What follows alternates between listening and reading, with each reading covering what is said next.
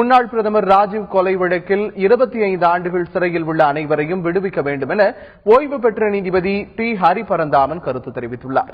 கடந்த 14ஆம் தேதி சென்னையில் உயர்நீதிமன்ற நீதிபதி பணியிலிருந்து ஓய்வு பெற்ற நீதிபதி ஹரிபரந்தாமனுக்கு வழக்கறிஞர்கள் சார்பில் பணி நிறைவு பாராட்டு விழா நடைபெற்றது.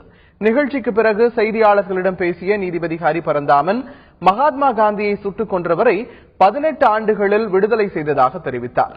ஆனால் முன்னாள் பிரதமர் ராஜீவ் கொலை வழக்கில் குற்றவாளிகள் 25 ஆண்டுகள் சிறையில் உள்ளதாகவும் அவர்கள் அனைவரும் விடுவிக்கப்பட வேண்டியவர்கள் என்றும் அவர் கூறினார்.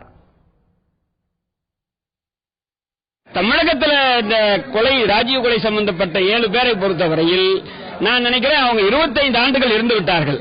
மகாத்மா காந்தி கொலை வழக்கிலேயே கோபால் கோட்சே 18 ஆண்டுகள் 48 தண்டிக்கப்பட்டவர் 67, 18 20 ஆண்டுக்குள்ளார அவருக்கு ரெமிஷன் கொடுத்து அவர் அனுப்பிச்சிடுறாங்க.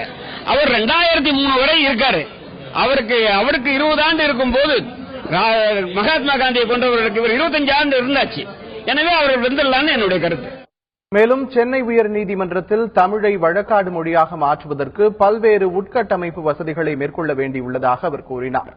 நீதிபதிகள் நியமனத்தில் வெளிப்படைத்தன்மை அவசியம் என்று கூறிய ஹரிபரந்தாமன் அனைத்து பிரிவினரை சேர்ந்தவர்களும் நீதிபதிகள் தேர்வுக் குழுவில் இடம்பெற வேண்டும் என வலியுறுத்தினார். இந்த நிகழ்ச்சியில் இந்திய கம்யூனிஸ்ட் கட்சியின் மூத்த தலைவர் நல்லக்கண்ணு ஆகியோர் கலந்து கொண்டனர்.